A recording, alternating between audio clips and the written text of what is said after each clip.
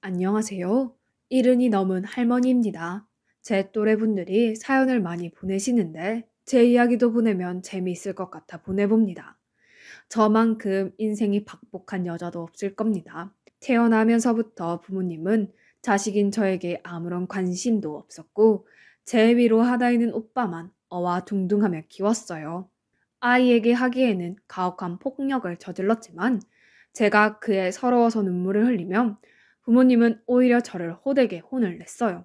네가 뭘 잘했다고 울어? 겨우 그까짓 걸로 눈물을 흘려? 그리고는 오빠를 품에 안고 아이고 우리 장남 씩씩하기도 하지 라며 저를 괴롭힌 오빠를 오히려 칭찬했어요. 평생 그런 대접을 받고 살아오니 가족에 대한 정은 진작에 없었죠. 하지만 그렇다고 해도 가족에게 사랑받고 싶은 욕망이 없었던 건 아닙니다. 여자는 굳이 학교를 나오지 않아도 된다는 부모님의 강력한 의견에 저는 중학교를 졸업하자마자 고등학교는 가지도 못하고 바로 미싱 일을 하며 돈을 벌어왔어요. 애초에 저 역시 고등학교에 가고 싶은 생각은 별로 없었어서 학교에 가지 못한 건 괜찮았어요. 중학교 다니면서도 변변찮은 친구 하나 없이 늘 혼자 지냈었거든요. 고등학교 가봤자 그런 외로움이 똑같이 이어질 테니 제게 학교는 그렇게 중요한 곳이 아니었습니다. 그리고 저는 제가 빠르게 돈을 벌어온다면 부모님도 우리 딸 대단하네 라는 말을 한마디 정도는 해주실 거라는 기대가 있었어요. 그렇게 집에서 홀대를 당하고도 정신을 못 차린 거죠. 그래서 누구도 알아주지 않았지만 정말 열심히 일했고 조금이라도 돈을 더 벌 수 있는 수단이 있다면 방법을 가리지 않고 몇 푼이라도 더 손에 쥐기 위해 노력했습니다. 같은 미싱 공장에서 일하는 직원들이 쟤는 정말 독해 라면서 수군거리고 제게서 멀어지려 하고 있다는 걸 알았지만 어차피 원래 친구 같은 거 없는 인생이었으니 그리 놀랍지도 않았어요. 그러나 부모님은 제가 돈을 벌어오는 게 너무 당연한 것처럼 이야기하셨죠. 여자로 태어났으면 당연히 장남을 위해서 돈 벌어오는 게 도리다. 저는 저희 집에서 딸이 아니었습니다. 그저 장남인 오빠를 뒷받침해주기 위한 어떠한 물건 정도에 지나지 않았죠. 미싱 공장에서 일하며 처음 봉급을 타고 두근거리는 마음으로 부모님께 봉투를 드렸을 때 칭찬을 바라는 저에게 아버지가 엄한 목소리로 내뱉는 말을 듣고 저는 그때서야 저희 집에 대한 모든 기대를 버릴 수 있었어요.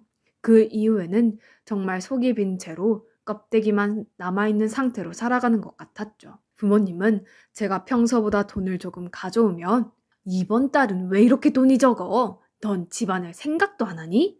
그러다 제가 평소보다 돈을 더 많이 가져오면 칭찬 한마디는커녕 진작 이렇게 했어야지 라며 제가 이 정도 금액의 돈을 가져오는 게 너무나 당연하다는 식으로 굴었어요. 그 짓을 몇 년간 이어오다가 저는 결국 더 이상은 이렇게 살면 안 되겠다는 생각에 부모님과 인연을 끊었습니다. 오빠도 마찬가지였죠. 미운하고나 지금까지 함께 살아온 가족과 떨어지고 정말 저 혼자 되었다는 생각에 몇 날 며칠을 눈물만 흘리며 보냈어요. 잠을 잘 때면 자꾸 꿈에 부모님과 오빠가 보였고 그 꿈 속에서 저는 사랑받는 막내딸로서 화기애애하게 가족과 함께 지내고 있었습니다. 꿈에서 너무 행복해하다가 문득 잠에서 깨고 나면 우리 부모님이랑 오빠는 날 가족으로 생각하지 않았지라는 차가운 현실에 더 잠을 이루지 못하고 해가 뜰 때까지 밤을 샌 적도 많습니다. 그때 병원을 다니진 않았지만 추측하기론 제게 우울증이 있었던 것 같아요. 그래도 다행히 제 한몫 건사하고자 할 수 있는 일은 다 하며 살았습니다. 그러다 보니 문득 저도 새로운 가족을 이루고 싶다는 생각이 들더군요. 날 사랑해주는 남편과 자식들, 그렇게 오손도손 살고 싶어. 하지만 그 흔한 연애는커녕 친구조차 없던 제게 갑자기 사귈 만한 남자를 만난다는 건 쉬운 게 아니었어요. 진짜 그러다가 제가 원하든 원하지 않든 독거노인으로 늙어 죽을 지경이었죠. 불행 중 다행히도 그때 당시 제가 일하던 도배집 아주머니가 참 사람도 좋고 서글서글한 분이었는데 제가 가족들과 떨어져 혼자 지낸다는 걸 알고 언제나 저에게 신경을 많이 써주셨습니다. 그런데 그 도배집 아주머니가 저에게 아는 사람이 있다고 하시더군요. 너무 무겁게 생각하지 않아도 돼. 내가 우리 은결씨 정말 좋은 여자니까 남자도 하나 없이 사는 게 안타까워서 한번 만나보라고 소개시켜주는 거야. 도뱃집 아주머니가 선자리를 주선해준 덕분에 저는 26살의 나이에 처음으로 선자리라는 걸 나가보게 되었어요. 지금이야 여자들이 늦게 결혼하지만 그때 당시에 저는 노처녀나 다름없었죠. 그래서 선자리에 나가면서도 남자 쪽이 저를 마음에 들어하지 않을 거라고 생각했어요. 이미 노처녀인데다 변변찮은 가족도 없고 그렇다고 돈이 많거나 돈을 많이 벌지도 못하는 그런 여자를 그 누가 좋아하겠습니까? 게다가 선자리에서 만난 남자는 저랑은 완전 다른 사람이었어요. 돈 많고 부유한 부모님 밑에서 자라 살면서 한 번도 부족한 것 없이 자라온 그런 사람이었죠. 그래서 더더욱 이번 선자리를 인생에서 그냥 한번 좋은 경험한 거라고 생각하리라 마음 먹었습니다. 그런데 왠지 그 남자가 저를 굉장히 마음에 들어 하더군요. 자꾸 저한테 또 만나자고 하고 진지하게 교제해보자고 하고 은경씨 제 이상형입니다. 꼭 은경씨와 결혼을 전제로 만나고 싶어요. 지금 생각하면 그땐 제가 참 세상 물정 모르고 순진했던 것 같습니다. 누가 봐도 모든 게 완벽해 보이고 멀쩡한 사람이 오래 한 것도 아니고 겨우 한두 번 본 사람이 마음에 든다고 하고 결혼하고 싶다고 하는 것에 있어 다른 꿍꿍이가 있을지 모른다고 의심을 해봤어야 했는데 당시 저는 그저 그런 남자가 날 좋아한다고 이야기하는 것 그 하나에만 꽂혀 있었어요. 그리고 내 팔자에 이보다 더 좋은 남자를 만나지 못할 거라고 생각했기에 저희는 금방 연인으로서 교제하게 되었고 한참 연애하다가 아이가 생겨 예상보다 일찍 결혼까지 하게 되었죠. 결혼하면서도 이상했던 점이 하나 있긴 했어요. 만약 제가 저희 남편 시부모님이라면 저를 며느리로 인정하고 싶지 않았을 것 같거든요. 부유한 시댁과는 달리 저는 가진 것도 없고 친정가족이 살아있다고 해도 연을 끊었으니 사실상 천혜의 고아나 다름없는 여자를 며느리로 맞이하고 싶은 집안이 어디 있겠습니까? 보통 자기들이랑 비슷한 형편을 갖고 있는 집안이랑 결혼을 시키고 싶어 하잖아요. 그런데 저희 시부모님은 제가 애가 생겨서 준비도 되지 않은 상황에서 남편과 함께 결혼하겠다고 찾아뵈었을 때 정말 쌍수 들고 환영했습니다. 물론 다른 좋은 이유가 있어서 그랬을 가능성도 없진 않았겠죠. 그러나 남편과 살게 되면서 저는 남편이 절 한눈에 마음이 들었다고 하는 행동, 그리고 생각지 못한 애가 생겨서 온갖 멸시와 비난을 받을 걸 각오하고 시부모님께 인사를 드렸을 때 시부모님이 얼른 결혼해라. 우리가 빨리 식장 잡아주마. 라며 마치 제가 도망가기라도 할 것 마냥 서둘러서 결혼시키려는 시부모님 행동이 절대 좋은 의도에서 나오지 않았다는 걸 알 수밖에 없었죠. 당신 이 반찬 어제도 내왔잖아. 대체 어느 집 가정주부가 같은 반찬을 이틀 영속으로 내놔? 앞서 말했듯이 부유한 집안에서 자란 남편은 자기 손으로 해본 일이 하나도 없었습니다. 늘 시부모님 돈으로 용돈을 받으며 살았고 어떤 이유인지 몰라도 사업을 해보겠답시고 이것저것 알아보다가 시부모님이 지원해준 돈까지 쫄딱 말아먹은 경험이 있었죠. 사귈 당시에는 몰랐어요. 저는 그때 남편이 무슨 일 하는지 물어보지 않았고 남편 역시 본인이 그걸 알리지 않았습니다. 저는 그냥 시부모님이 잘 사니까 남편도 어느 정도 능력이 있겠구나라고 막연히 생각했죠. 그래서 설마 남편이 30이 훌쩍 넘는 나이까지 일 한 번 안 해봤을 줄은 꿈에도 생각지 못했어요. 말이 가정부지 저는 집안 살림뿐만 아니라 바깥일까지 함께 신경 써야 했습니다. 시부모님이 생활비로 쓰라고 남편에게 돈을 주긴 했지만 남편이 그 돈을 자기 혼자 다 써버리는 통에 저는 그 돈에 해왔던 도배를 이어오면서 생활비를 버는 수밖에 없었어요. 당연한 이야기지만 낳은 자식들도 제가 다 돌봤습니다. 당신 집에 있으니까 나 일 나갔을 때 애들 좀 봐줘요. 제가 아무리 남편에게 이렇게 얘기해도 남편은 한 번도 애들을 제대로 돌보지 않았어요. 말 그대로 환장하겠더라고요. 24시간 중에 자는 시간 빼고는 쉴 시간이 한 번도 없었습니다. 그럼에도 아이들이 어릴 때 중간중간에 깨고 칭얼거리는 통에 잠조차 제대로 못 잤어요. 저는 그 누구보다 치열하게 사는데 남편은 돈 없으면 자기 부모님한테 연락해서 돈 달라 그러고 매일같이 술 퍼마시고 다니면서 새벽 늦게 들어오고 그런 거를 몇 년을 보니까 아무리 저라고 해도 도저히 참을 수가 없었습니다.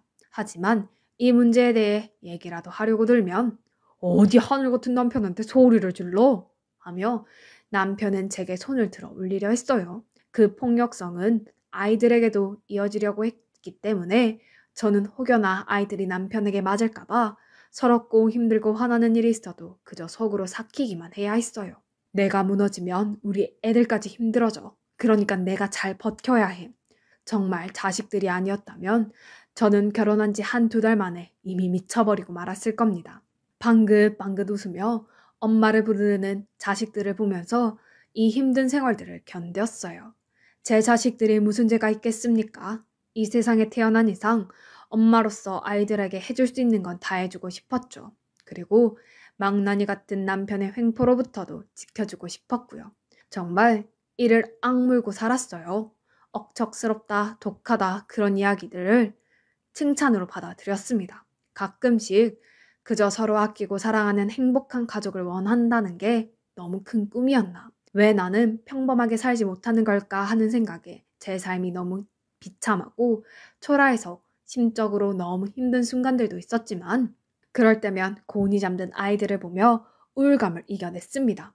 그러다가 제가 남편과 처음으로 이혼을 결심한 때가 오고 말았죠. 지금은 아닐지 몰라도 제가 젊었을 적엔 이혼이라는 것이 그렇게 쉽게 행해지는 게 아니었어요. 사람들도 이혼에 대해 그리 좋지 않게 생각했고요. 그래서 저도 남편으로부터 그런 온갖 수모를 당하면서도 이혼을 고려해 본 적이 없었습니다. 그러나 남편이 제가 아닌 다른 여자를 만나면서 돈을 쓰고 다니고 심지어는 도박까지도 한다는 사실을 접했을 때 아무리 세상에 좋지 못한 편견을 갖고 저와 제 아이들을 본다고 할지라도 이런 남자와는 꼭 이혼을 해야겠다는 생각을 했죠. 난 더 이상 당신이랑 이렇게 못 살겠어. 그러니 우리 이혼하자. 제가 이혼을 이야기했을 때 남편은 처음으로 눈물을 보였어요. 그건 악어의 눈물이었지만 당시 저는 매일같이 강압적이고 폭력적이며 자기 중심적인 남편이 눈물을 보였다는 사실에 너무 당황해서 그게 진실되지 않은 눈물이라는 것도 알지 못했죠. 그저 잘못했다고 다신 안 그러겠다는 남편의 호소가 진심이라고 믿고서 기껏 먹은 이혼 결심을 포기했습니다.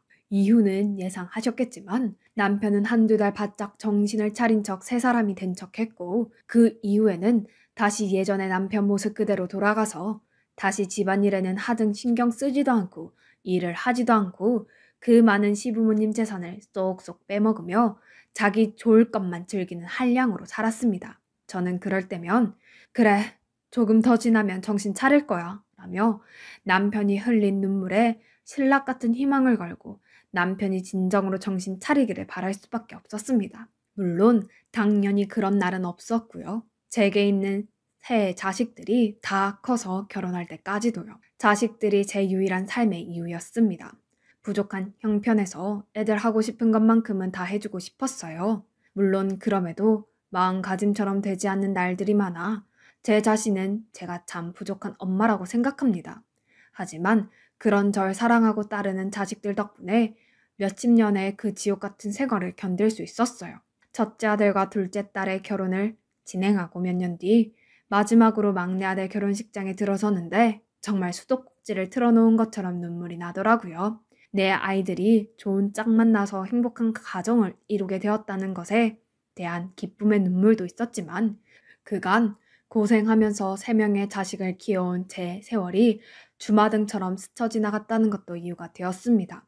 제가 여기까지 버틸 수 있었다는 게 믿어지지가 않더군요. 그렇게 막내까지 분가하고 남편과 둘이서 사는데 순간 더 이상 이런 삶을 이어가야 할까라는 회의감이 들었어요. 왜 내가 저런 인간의 앞으로 남은 생까지 다 쏟아 부어가면서 삼시세끼를 다 챙겨 먹여야지? 차라리 저한테만 나쁜 남편이었고 아이들에겐 좋은 아버지만 되었어도 제가 이렇게까지 생각은 안 했을 겁니다. 하지만 말씀드렸듯이 제 남편은 한 번도 자식들 교육이나 그런 것에 있어 한 번도 관심을 가진 적이 없어요. 애초에 어릴 때 식사 챙겨주는 것조차 제대로 한번 해본 적이 없는데 그런 사람을 아버지라고 부를 수 있을까요? 이른이 넘은 나이에 냉정하게 봐서 앞으로 살아갈 날보다는 죽을 날이 더 가깝지만 얼마 안 남은 생이 남아 조금 더 자유롭게 살고 싶었습니다.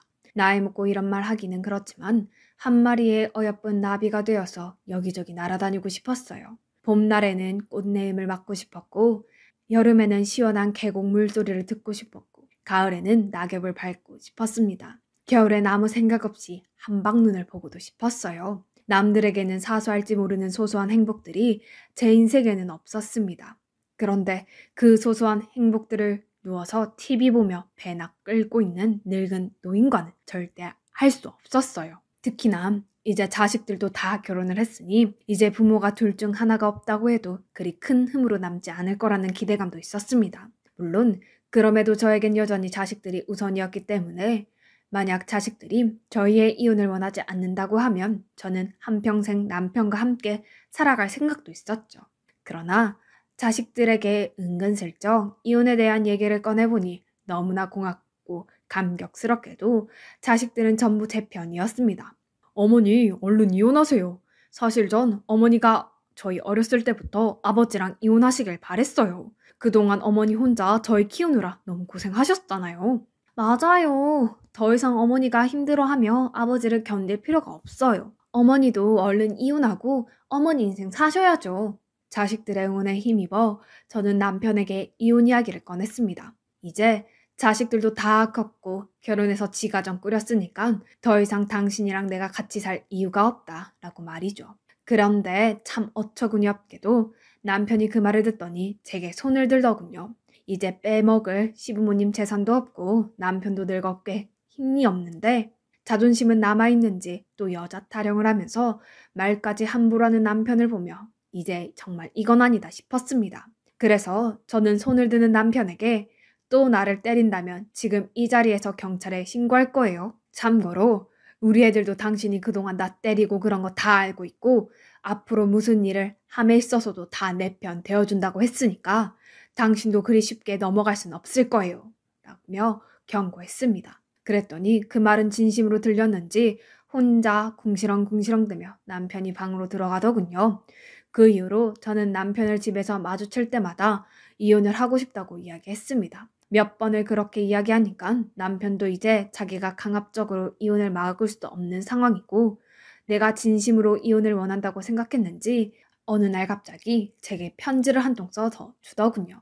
사랑하는 여보. 첫 줄부터 어처구니가 없었죠. 하지만 무슨 내용이 쓰여있나 궁금하긴 해서 읽어보니 가관도 그런 가관이 없더라고요. 아마 며칠 동안 남편은 이리저리 계산기를 두드려 봤을 겁니다. 이혼했을 때 자기가 얼마나 손해인지요. 그리고 이혼을 하지 않는 것보다 이혼했을 때 손해가 크니까 이런 식으로라도 제 마음을 돌려보려고 하는 것이 틀림없었어요. 그동안 내가 당신한테 너무 무심한 남편이었지. 미안해요. 사실 마음속으론 당신을 정말 사랑하고 아끼고 있는데 내가 워낙 무뚝뚝한 성정이라 그런지 당신에게 느끼고는 있는데 사랑을 제대로 표현하는 방법을 알지 못했어. 우리 애들이 이렇게까지 훌륭하게 커서 새로운 가족을 꾸릴 수 있었던 것에는 당신의 공이 너무 커. 그리고 당신이 이렇게 고생할 동안 내가 좋은 남편이 되어주지 못해서 미안해. 앞으로 남은 생이나마 당신 곁에서 훌륭한 동반자가 되고 싶어. 이런 날 한 번만 용서해준다면 절대로 후회하는 일 없도록 해줄게. 제가 젊었을 때면 이 편지를 읽고서 정말 남편이 반성했구나라는 생각에 감동했을 겁니다. 실제로 젊은 적에도 이혼하려 했을 때 남편이 눈물을 보이며 사과를 한 덕에 제가 이혼을 모르고 지금까지 살아왔던 거니까요. 그러나 저도 나이가 70이 넘었습니다. 사람에 대해 알 만큼 다 알고 특히나 오랜 기간 남편과 살아왔는데 남편이란 사람을 제가 모르겠습니까? 딱 봐도 지금 이혼하자고 하니 순간을 모면하기 위한 거짓된 편지였어요. 이제 이런 눈 가리고 아웅하는 식의 편지에 속아 넘어갈 정도로 제가 순진하지도 않았고 이미 남편에 대해 알 거 다 아는 이상 제 마음은 변하지 않았습니다. 저는 남편이 있는 방으로 들어가서 편지를 내팽개쳤어요. 그리고 그 앞에 침을 뱉었죠. 그런 사탕 발린 말에 속아 넘어가지 않으니까 이런 편지 쓸 시간에 이혼 서류나 작성해요. 저는 솔직히 그렇게까지 했으면 바로 이혼 서류를 작성하든 아님 화를 내든 둘 중 하나는 할 줄 알았는데 그런데 대체 무슨 생각인지 남편을 일주일 넘게 저를 쫓아다니며 자기가 미안하다고 정말 다신 안 그러겠다고 사정을 하더군요. 이미 이혼에 대해 확고한 결심을 갖춘 저로서는 왜 이 사람이 이렇게까지 하나 싶을 생각이 들 만큼이요. 제가 장 보고 들어오면 현관문 앞에서 무릎을 꿇고 앉은 채로 눈물을 뚝뚝 흘리고 있기도 했고, 그때 지어줬던 것과 같은 편지를 정말 매일 한 톤씩 써서 제게 주는데, 제가 만약 조금은 젊었더라면 저런 행동에 이 사람이 정말 이번엔 정신 차렸나 보다 하고 한 번 더 믿어줄 수도 있을 법했습니다. 계속 이런 남편의 행동을 보다가는 정말 이대로 아무것도 못하고 어영부영 결혼 생활을 계속할 것 같아서 저는 결국 제가 먼저 이혼 서류를 작성한 뒤 남편에게 그 서류를 보여줬습니다. 당신 계속해서 이런 수작 부릴 시간에 빨리 이혼 서류 작성해서 달라니까요. 나 이제 더 이상 당신이랑 살 생각 없고 애들 도움받아서 내 인생 살아갈 거예요. 이미 나는 젊은 시절에 당신한테 기회를 한 번 줬는데 그걸 차버린 건 당신이에요. 남편은 저를 바보로 하는 게 틀림없습니다. 젊은 시절 제가 한번 넘어가줬다고 해서 그 방법이 또 먹힐 줄 알고 이러는 것 같았는데, 정말 그 어떤 상황이 생겨도 흔들리지 않을 자신이 있던 저는 그 어느 때보다도 차가운 눈으로 남편을 바라보았습니다. 그랬더니 남편도 이제 이런 방법이 더 먹히지 않는다는 걸 알았는지 방금 전까지 글썽이던 눈물은 어디 가고 표독스러운 얼굴로 변해서는 이 방울망구가 라고 소리를 지르며 때리더군요. 혹시나 몰라서 핸드폰을 챙겨 남편이 있던 방에 들어왔던 저는 바로 112를 불러 경찰에 신고하고 자식들에게도 연락을 돌렸습니다. 남편은 설마 제가 경찰에 자식들까지 다 부를 줄은 몰랐는지 어버버 하면서 어떻게든 저를 말리려 했지만 이미 연락이 들어간 상황이었기에 얼마 지나지 않아 새 자식과 경찰들이 저희 집에 몰려왔죠. 자식들은 절 대신해서 경찰들에게 그동안 제가 남편에게 당해온 것을 이야기했고, 저는 경찰들의 보호 아래서 큰 아들 집으로 갈 수 있었습니다. 지금도 현재 큰 아들 집에서 묵고 있는데 너무 다행스럽게도 며느리가 제가 있는 걸 아무렇지 않아 하고 오히려 제가 그동안 남편에게 당한 것들을 듣더니 원하시는 만큼 여기 있어도 된다며 편의를 많이 봐줘서 조금 마음 편히 지내고 있는 상황이에요. 며느리에게 이런 못난 모습을 보여주는 것 자체가 창피했지만 뭐 어쩌겠습니까. 이미 엎어진 물인데 체면이고 뭐고 남편과 이혼이 먼저였거든요. 남편과는 연락을 하지 않고 있는데 큰애들 이야기를 들어보니까 남편이 자식들에게는 계속 연락을 하고 있는 상황인가 보더라고요. 뭐 내용은 너네가 자식이니 네 엄마 좀 말려달라 이런 건가 본데, 제 자식들은 오히려 남편에게 이렇게 이야기를 했다고 합니다. 자기들이랑도 연 끊고 정말 남은 가족 없이 혼자 살고 싶은 거 아니면 저랑 이혼하라고요. 정말 생각해보면 제가 부모 복, 형제 복, 그리고 남편 복은 없어도 그만큼 자식 복은 두둑히 있는 모양입니다. 진짜 제 자식들 아니었으면 이 힘든 삶을 어떻게 살았을지요. 얼마 전에 큰아들이 만약에 남편이 계속해서 이혼을 해주지 않는다면 그때는 소송으로 가는 게 좋을 것 같다고 이야기를 하더군요. 그리고 자기가 아는 변호사가 있으니까 그 변호사 통해서 상담 받아보면 충분히 방법이 나올 거라고 저한테 너무 걱정하지 말라고 해줬습니다. 솔직히 제가 그동안 남편에게 당한 것은 많지만 소송까지 가고 싶진 않아요. 그래도 어찌됐던 제 남편이자 자식들 아버지로 살아온 사람인데 그런 최악의 결말을 맞이하고 싶지는 않습니다.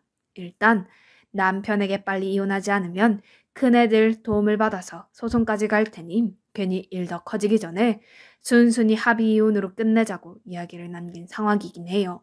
바로 빨리 모든 것들이 정리되어서 저도 이런 삶은 정산하고 앞으로 남은 생은 조금 편하게 살고 싶습니다.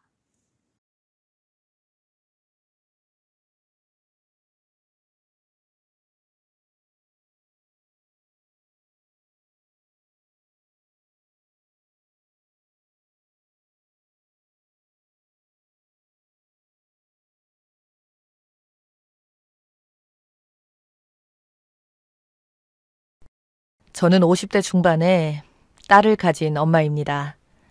제 남편에 관한 얘기를 하려고 해요. 제 남편은 하던 일을 그만두고 집에서 그냥 있습니다. 주식을 한 것 같은데 방구석 자기 방에서 하루 종일 틀어박혀서 나오질 않았습니다. 무엇을 하고 있는진 모르겠지만 일단 하루 종일 눈에 보이지 않으니 그런대로 괜찮았습니다. 어느 날 갑자기 다니던 회사를 하루아침에 말도 없이 그만두더니 1년째 백수로 집에서 놀고 있어요. 생활비는 못 주겠다고 아주 당당히 말하더군요. 남이 들으면 얼마나 생활비를 잘 내왔던 것처럼 말하고 있네. 웃기다고 생각했어요. 나이 들수록 더 재수없고 모질이가 되어가는데 이런 남편을 폐기 처분하는 곳 있으면 당장이라도 가져다 버리고 싶네요. 저도 퇴직한 지 얼마 되지 않았던 터라 퇴직금을 염두에 두고 한 말이었어요. 어차피 저도 직장생활 오랫동안 해왔던 거라 남편 생활비 연연하지 않습니다. 생활비 반반으로 나누자고 했지만 생활비를 준 적이 없었어요. 이 핑계 저 핑계 대고 주지 않았었죠. 처음 겪은 일이 아니라서 기가 막혔지만 그러라고 했어요. 이제 자주 겪다 보니 즐겁기만 했습니다. 원래 또 이렇게 추잡스러운 말을 한 적이 많았기 때문이었죠. 그런데 거기에다가 한마디 더 하더군요. 혹시 앞으로 병원 갈 일이 있어도 절 데리고 가지 않겠다고 했습니다. 뜬금없이 병원 타령이길래 왜 병원에 데려다 주지 않는다고 하냐 물었더니 돈이 없으니 돈 아까워서 아파도 병원비 못 해준다고 하더라고요. 그런데 저는 한 번도 남편 돈으로 병원에 가서 치료받은 적이 없어요. 새삼 그런 말을 할 사람도 없었는데 그런 쓸데없는 말로 사람을 질리게 하네요. 미리 말해주니 만일 몸이 아프거든 제 돈으로 알아서 병원으로 찾아가던지 치료를 하던지 맘대로 하고 자기한테는 눈꼽만큼이라도 말할 생각 말라고 했습니다. 참 말하는 수준하며 생각하는 수준이 나이를 먹어도 변하지 않더군요.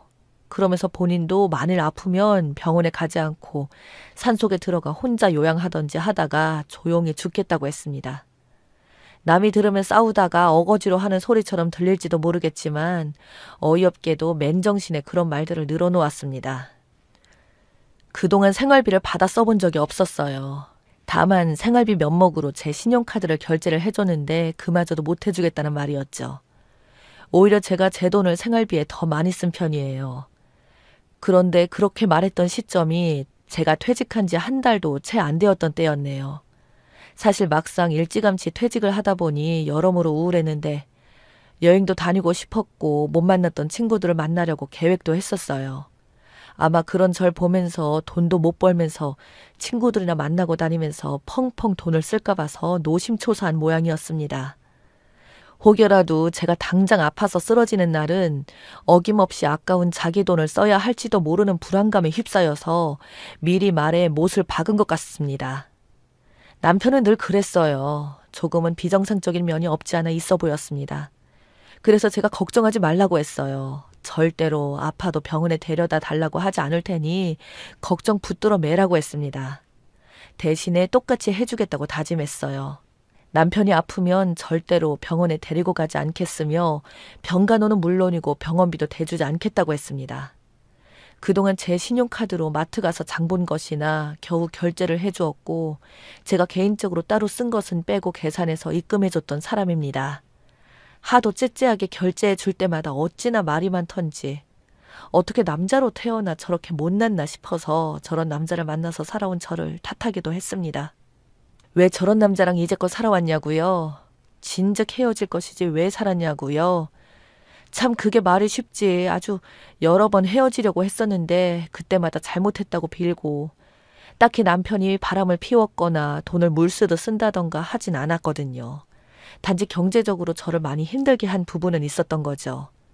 저보다 훨씬 월급도 적었던 남편은 자격지심 때문에 절대 급여 공개를 하지 않았었고 철저하게 본인 수입을 오픈하지 않았어요. 퇴직금 없냐고 물었다가 대판 싸웠습니다. 자기 퇴직금은 왜 물어보냐면서 감히 자기 퇴직금을 넘볼 생각을 하지 말라고 하더라고요. 내 남편 퇴직금이 궁금해서 물어본 건데 그게 잘못된 건가요? 남편은 돈 얘기만 나오면 민감하게 지나친 반응을 하는 거였어요. 약간 정신병적인 것이 있지 않나 생각할 정도로 돈에 집착했습니다. 자기 옷은 사지 않고 살아요. 지금 입고 다니는 대부분의 옷들은 딸들이 사준 거예요. 쓰고 또 쓰고 다 떨어진 것도 못 입는다고 제가 버렸더니 그걸 버렸다고 얼마나 잔소리를 하던지 말도 못합니다. 입지도 못할 것을 모아놨다가 날 잡아서 바늘로 다 기워서 다시 입더라고요. 제가 보다 못해 사다 주면 못 이기는 척하고 입었습니다. 세상에 거지도 그런 거지가 없을 겁니다. 그렇게 청승 떨면서 쪼그리고 앉아서 속옷과 양말 빵꾸난 것을 기울 시간에 돈 한 푼 더 벌어오겠네요.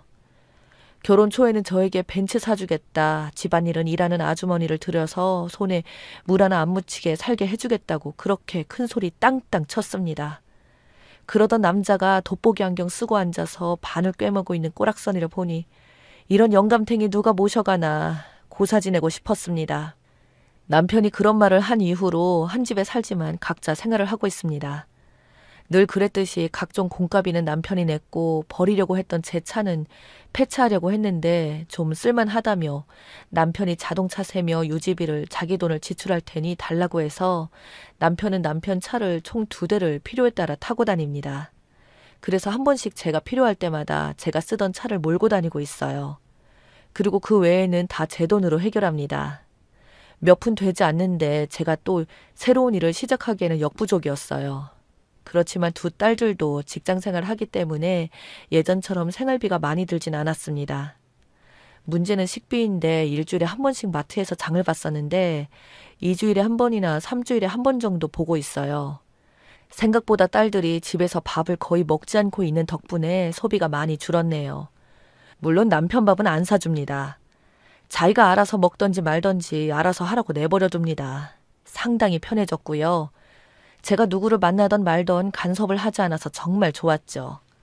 거지 같은 남편이 제가 장을 봐온 라면이나 참치 1캔 그리고 통조림 등을 한 번씩 몰래 훔쳐먹곤 해도 그냥 봐줍니다. 적어도 나는 너랑 다른 부류니까 봐줍니다. 이 모질이야 어쩌다 주말에 딸들하고 고기를 구워 먹을 때 저는 한 집에 있는 남편을 부르지 않았습니다. 딸들이 방구석에 처박혀 있는 남편을 애써 불러주면 예의 바르게도 안 먹는다 해줬습니다. 이제 한 상에서 밥을 함께 먹지 않았습니다. 얼마나 편한지 모르겠어요. 배고프면 주방에 나와서 우리가 먹다 남은 반찬을 쓸어 담고 후다닥 자기 방에 들어가서 후딱 먹고 빈 그릇을 설거지도 하지 않고 개수대에 던져놔도 그 정도는 눈 감아줍니다. 하도 불쌍한 티를 팍팍 내며 한 집에서 왔다 갔다 하니까 딸들이 한 번씩 먹을 것을 사다가 방에 넣어줍니다. 그리고 이런 상황을 이해한다면서도 아빠를 불쌍히 생각하더라고요. 행색이 딱 봐도 거짓골에다 초라하기 그지없어서 딸들의 동정심을 사기에 아주 충분했거든요. 그래서 이제 엄청 딸들이 남편을 챙기는 눈치였어요. 밥도 사다 주고 빵꾸난 양말 신지 말라고 양말도 사다 주고 했습니다. 요즘 80대인 시어머님께서 자주 편찮으셔서 병원 출입이 잦은 관계로 병원비가 꽤 나왔었어요. 거기에다가 건강이 나빠지신 아버님께서 병원 출입을 하시게 되니까 병원비만 해도 상당히 많이 나옵니다. 시누이가 저에게 전화해서 병원비를 똑같이 나눠서 십시일반 내자고 했어요. 그러자 제가 남편에게 직접 말하라고 했더니 부부는 일심동체인데 왜 따로 말하냐고 했습니다. 그래서 이제껏 한 번도 생활비 받아 써본 적이 없었는데 병원비 낼 돈이 있겠냐. 애들 아빠한테 직접 말해서 병원비 받으라고 했습니다. 그리고는 앞으로 돈 얘기는 없다고 하려고 했습니다. 시누이는 그동안 남편이 생활비 한 번도 주지 않고 공짜로 살아온 걸 눈치챘으면서도 모르는 척하면서 저한테서 병원비를 뜯어낼 생각을 했던 거였어요. 그래서 말 나온 김에 확실히 하고 싶어서 남편이 내가 퇴직한 뒤론 단 한 푼도 생활비를 지원하지 않는다고 했습니다. 남편한테 했던 말을 그대로 해줬습니다. 혹시라도 애들 아빠가 병원에 갈 일이 있더라도 병원비며 병간호를 일절하지 않을 거라고 했습니다. 시누이는 절대 믿지 못할 말들이라고 하더군요. 그러건 말건 사실이니 끊어달라고 했는데 퇴직했으니 돈이 없으면 시어머니와 아버님이 2분 다 병원에 입원해 계시니 돌아가며 병간호 하자고 했어요. 그래서 내 말에 토를 달지 말라고 했습니다. 남편이 먼저 병간호든 병원 출입이든 지간에 하지 않겠다고 선언했고 거기에 동의했으니 시부모라 한들 마찬가지라고 했습니다. 놀고 자빠져 있는 아들 놔두고 왜 며느리인 내가 병간호를 하냐고 했어요. 저는 생활비 벌러 다녀야 해서 바쁘다고 하고 전화 끊었습니다. 오랫동안 무능한 남편 때문에 생활비 한번 제대로 받아보지 못한 것을 다 알고 있었으면서 모른 척하는 시누이가 정말 웃겼는데 다른 일로는 남편에게 하루가 멀다 하고 전화하면서 유독 병원비 얘기나 병간호를 옳게 얘기하다니 정말 얄미웠습니다. 저는 시부모님의 병문안은 가야 하니 주말에 간 건 말고는 병원에 일절 가지 않았습니다. 시부모님이 2분 다 입원해 계셨기 때문에 병간호가 벅차다면서 남편은 자기가 저에게 했던 말이 있어서인지 자기 부모님의 병간호를 부탁하지 않았었어요. 그런데 양쪽 부모님을 병간호하기엔 시누이와 남편이 너무 힘이 들기도 했고 시누이가 힘들다면서 우는 소리 하면서 올케가 와서 도와줘야 하는 것 아니냐며 난리를 치는 바람에 하는 수 없이 저에게 도움을 요청했습니다. 남편은 자기 맘대로 자기가 했던 말을 철회하려 한다고 했어요. 저는 한 번 간 버스는 다시는 붙잡을 수 없는 거라며 단번에 거절했죠. 제가 미쳤습니까? 누구 좋으라고 제가 받아줍니까? 존팽이 같은 남편이 그에 상응하는 반대 급부도 없이 철회한다고요. 혼자서 북치고 장구치고 다 하더군요. 시누이와 남편은 두 부모님 병간호 때문에 죽을 둥 살 둥 한 것 같았습니다. 남편 덕분에 저는 마음 편하게 병간호 하지 않고 지낼 수 있었어요. 시어머님은 점차 회복해가는 것 같았으나 아버님은 점점 나빠지셨는데 그 일련의 과정을 지켜봤던 남편은 겁이 덜컥 난 모양이더라고요.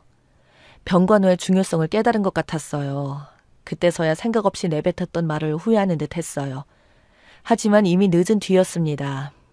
남편은 아버님을 하늘나라로 보내드린 후 계속해서 소화가 안 된다면서 금식도 하고 머리가 아프다며 드러눕기 일쑤였어요. 두 딸들이 걱정하면서 병원을 가자고 했는데도 소화제만 먹고 버티더군요. 한 집에 살면서도 아프다고 하니까 걱정이 조금 되긴 했지만 별 도리가 없었습니다. 내버려뒀어요. 그랬는데 어느 날 안 되겠는지 병원에 혼자 다녀온 모양이었습니다. 신우한테서 갑자기 전화가 왔어요. 남편이 암이라면서 이미 진행이 많이 돼서 큰 병원으로 가서 수술을 받아야 한다고 했습니다. 아마도 직접 말 못하고 신우이를 통해서 전한 것 같아 보였습니다. 신우가 울면서 전화로 구구절절하게 말하는데 슬프게도 들렸어요. 오래 못 살 것 같다고요. 그러니 올케가 오빠 데리고 병원을 다녀오라고요. 내가 미쳤니? 가고 싶으면 혼자 가래라 하고 생각했습니다. 그래서 제가 그랬어요. 병에 걸리면 산속에 가서 몸보신 하다가 혼자 조용히 죽는다고 했으니까 병원에 안 갈 거라고 했습니다. 신우가 통사정을 하더군요. 나보고 어쩌라는 건지. 남편한테 먼저 물어보라고 했더니 살고 싶다고 수술 받으러 간다고 했습니다. 저는 그러던지 말던지 알아서 하라고 했어요. 한 집에서 얼굴 마주쳐도 모른 척 했습니다. 동정심을 유발하려고 갖은 불쌍한 표정 다 지었지만 저에겐 어림도 없었죠. 안 되겠는지 저에게 암 진단을 받았다면서 자기가 했던 말을 후회한다면서 자기 병간호로 부탁했습니다. 아쉬울 때만 손을 내미는 남편, 정남이 떨어집니다. 남편이 암 진단을 받았다면서 세상 하늘이 무너진 듯이 말하더군요. 그래서 제가 말했습니다. 참 안 됐는데 산속에 들어가서 조용히 죽을 용기는 안 나나 보네. 병원에 가서 수술 잘하고 살아서 돌아오면 그때 가서 다시 생각해 볼게. 저는 끝까지 남편 병간호를 하지 않았습니다. 시누이는 남편에게 저 지독하다고 하더군요. 그래서 제가 다시 말했습니다. 지독하게 말한 건 너희였던 거 잊지 마. 난 네가 했던 말에 동의했는데 무슨 불만이야. 어이없네. 라고 했습니다. 남편이 아무리 아파 죽던지 말던지 자기 알아서 할 소간이네요. 함부로 말을 짓거리더니 자기 발등을 찍는 게 되었습니다. 저는 남편과 자식까지 낳고 산 것을 매우 후회했습니다. 남편의 DNA가 그대로 자식에게 유전될 텐데 아들이 아니라 그나마 딸이라 다행이라고 생각했습니다. 앞으로도 남편이 했던 말 그대로 돌려주려고 합니다. 암 투병하다가 못 견디게 되면 알아서 산속으로 들어가 혼자서 조용히 요양하다가 죽는지 두고 볼 참입니다.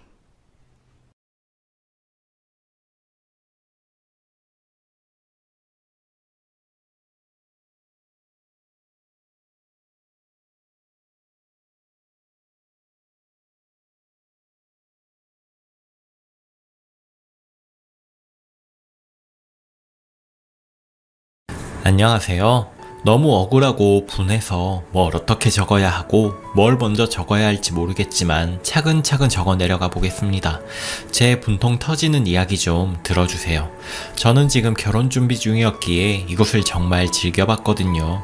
속된 말로 별의별 미친 시모들도 참 많더라고요. 저는 톡들 읽으면서 참 저희 시모님께 감사하고 감사했었는데 정말 크나큰 착각이었습니다. 저는 내년 5월 결혼을 앞두고 있었습니다. 양가 부모님들도 모두 잘 지내시고요. 그리고 저는 딸 2명만 있는 집 막내고요. 남친은 3남매 중 막내입니다. 첫째가 시누이고 둘째가 아주버님, 셋째가 남친이에요. 아들 2명에 딸 1명이다 보니 시누가 정말 귀하게 손에 물 한 방울 안 대고 그저 시어른들께서 오냐오냐 키우셨답니다. 딸이 둘도 아니고 하나이다 보니 남들보다 잘 키우고 싶어 해달라는 거 다 해주고 큰 소리 한번 친 적 없이 그냥 예뻐만 하시며 키우셨대요. 시모님께서요. 정말 처음에 시댁에 놀러 갔을 때도 저는 인사하는데 다 무시하고 자기 일만 하던 사람이었습니다.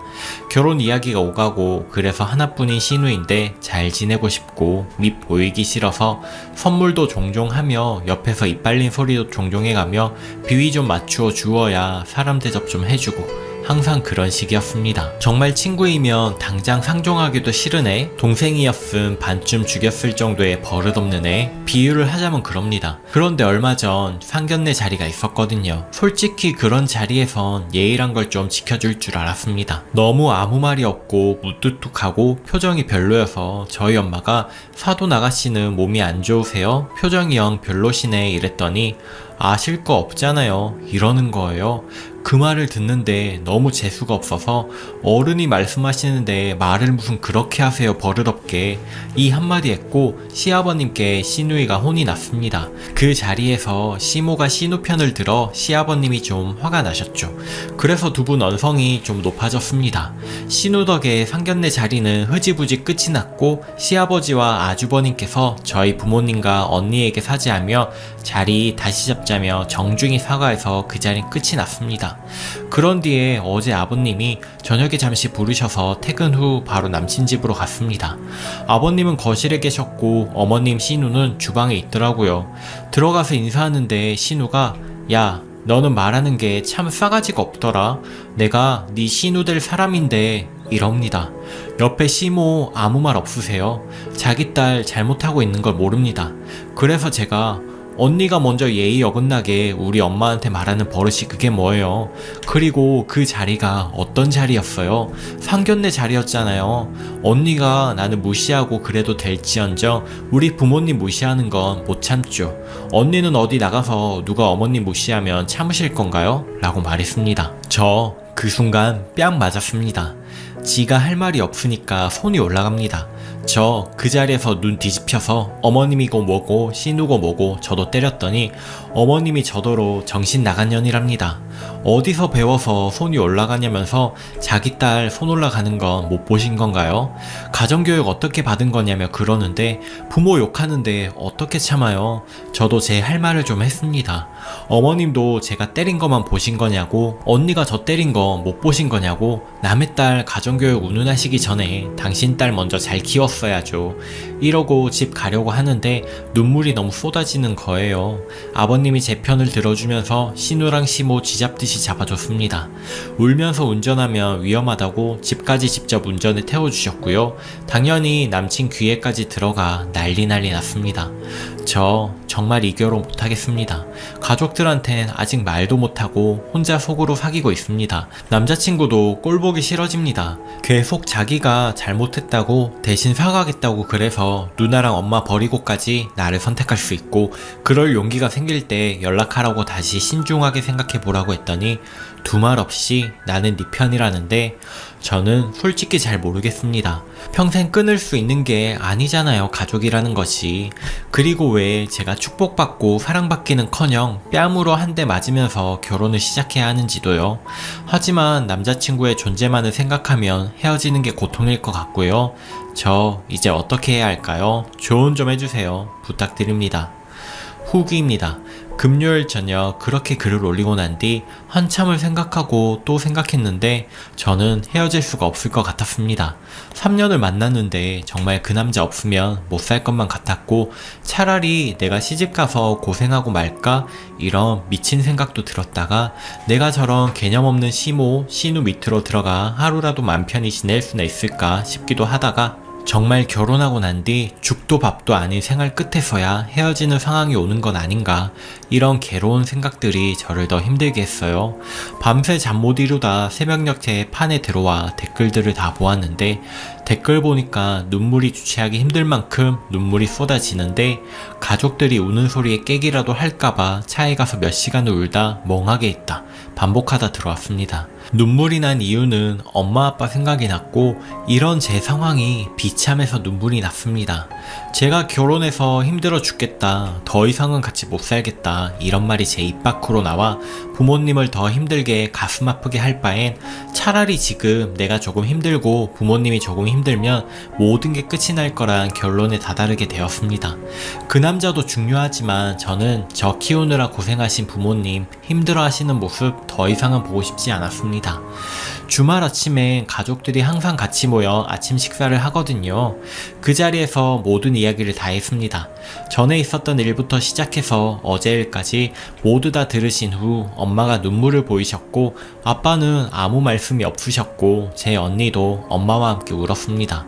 엄마가 그런 집구석에 시집갈 생각으로 여태 이렇게나 큰일을 숨겨왔냐고, 아직 식도 안 올린 애가 혼자 시집살이 이겨내느라 얼마나 힘들었냐며, 나는 그 집에서 너 그렇게 막대하는 줄도 모르고 승엽이 오면 따뜻한 밥 해먹이고 가끔 너네 시가족들 만나면 웃음 짓고 우리 딸 예쁘게 봐달라고 고개 숙인 거였냐며 우시는데 저도 눈물이 나서 같이 부둥켜 안고 울었습니다. 엄마가 그날 아침 남친 집으로 전화를 걸어서 시댁 어른들 오늘 애 아빠랑 저 좀 만나자고, 시간 없고 바쁘시더라도 꼭 시간 만들어서 오늘 꼭 좀 보자고 했더니 남친 아버지가 급히 하실 말씀 있으신 것 같은데 점심에 만나 식사하자며 약속을 잡으셨죠. 엄마가 그 자리에 절 끌고 갔습니다. 남친 부모님 만나자마자 바로 앉으시기 전에 우리 딸 앞에서 그리고 우리 부부 앞에서 정중히 사죄부터 하시라고, 당신이 딸 귀하게 여기듯 나도 내 딸 귀하다고, 나도 아까워 손찌검 한 번 없이 귀하게 키웠더니 당신네들 딸이 감히 우리 딸 얼굴에 손을 대냐며 지켜만 보시고 있었던 시부모님들도 잘못하신 거고 우리 딸에게 큰 수치심과 모욕감을 안겨준 거라며 사죄하라고 이야기하셨습니다. 정중하게 사과만 한다며 어제 있었던 사건 말고도 다른 이야기는 그냥 덮어두겠으니 사죄하라고 하니 남친 엄마가 자긴 죽어도 못한다고, 할 필요가 없다며 노발대발 하셨습니다. 엄마가 너무 화가 나서 남친 누나도 당장 이 자리에 부르라고 큰 소리 냈더니 남친 아버지가 불러주셨고 남친 누나 식당 룸 안으로 들어오는 동시에 엄마가 뺨을 때렸습니다.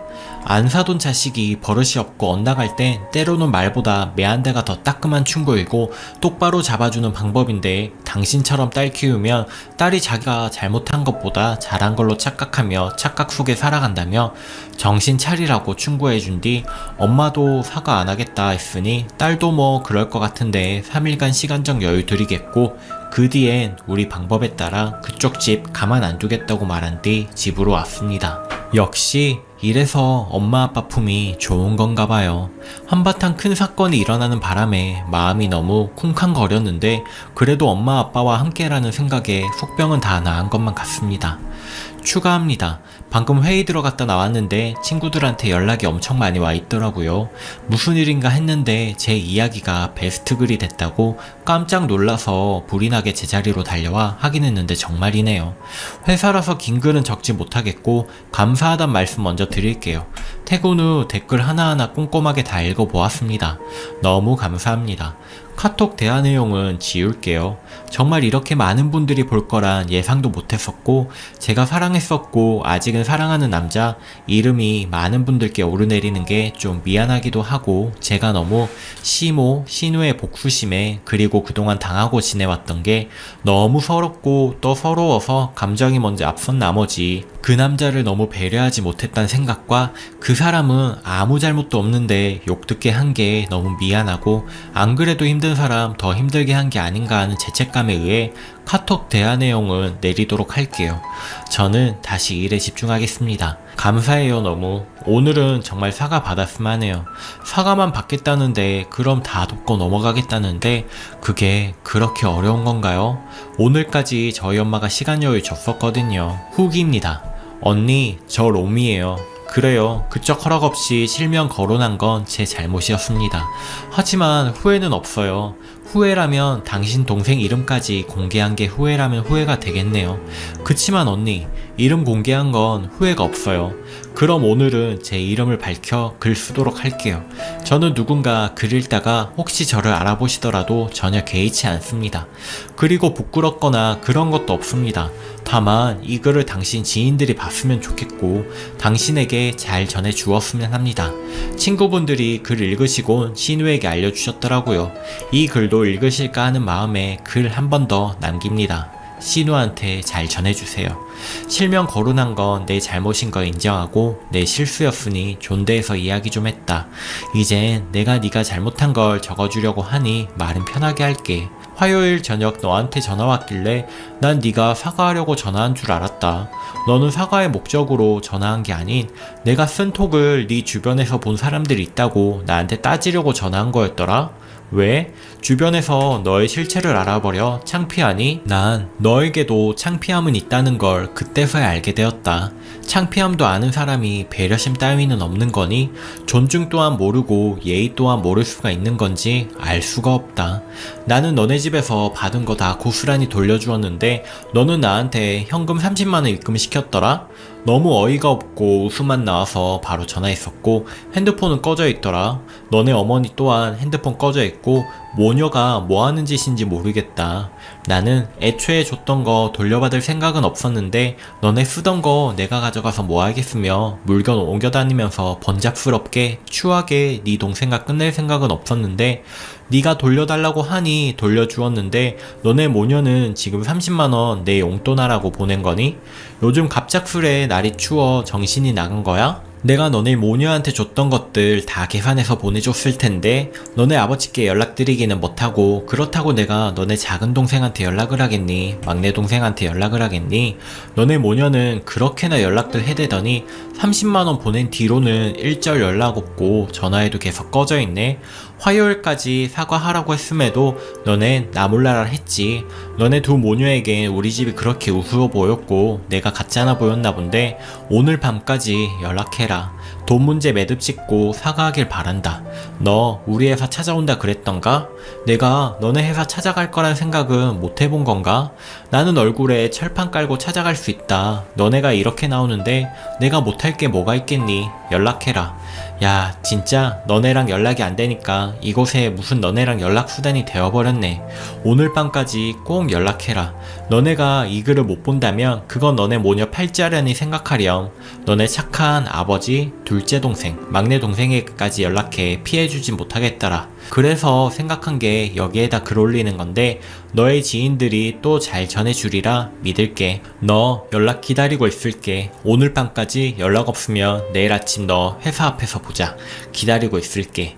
난 내일 오후 출근이란다. 뭐 하는 짓인지 모르겠다. 내일 아주 끝을 보자. 후기입니다. 안녕하세요. 후기 올려드리고 싶었으나 사정이 그렇게 되어버렸습니다. 제 이야기가 여기저기 많이 퍼졌던 모양이에요. 우연하게 전 시아버님 귀에도 들어가게 되었고 아버님이 저랑 이야기 좀 나누고 싶다며 조용한 자리에 부르셨습니다.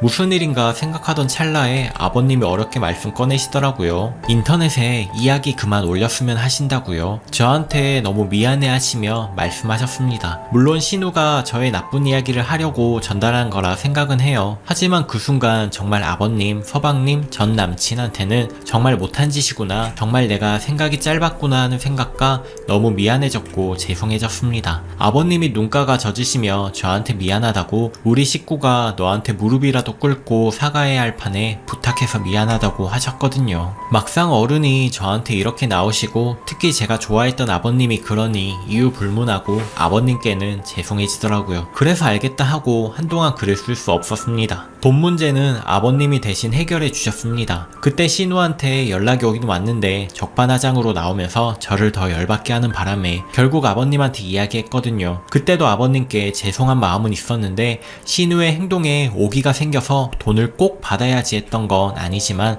어쨌든 돈도 받고 신우도 괴롭힌 것 같아 후련하긴 했습니다. 그리고 아버님이 엄청 화를 내시고 거의 식음을 전폐하시는 수준이 되셔서 울며 겨자 먹기로 신우가 저한테 사과를 했습니다. 물론 진심이 아닌 건 알지만 사람 안 바뀌니까요. 그 정도로 마무리되었다는 것에 만족합니다. 다만 아버님께 좀 죄송하고요. 당연한 이야기이지만 남친하고는 헤어졌습니다. 너무 파국이라 남친 생각하면 많이 속상하지만 개차반인 신우와 시모 때문에 제 인생을 망칠 수는 없으니까요. 어쩔 수 없는 선택이라고 생각하고 지금도 마음 정리하고 있습니다.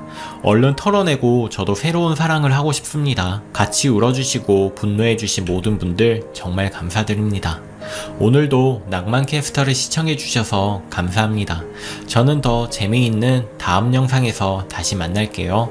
구독, 좋아요 눌러주시면 영상 제작에 큰 힘이 됩니다. 오늘도 행복한 하루 보내세요. 감사합니다.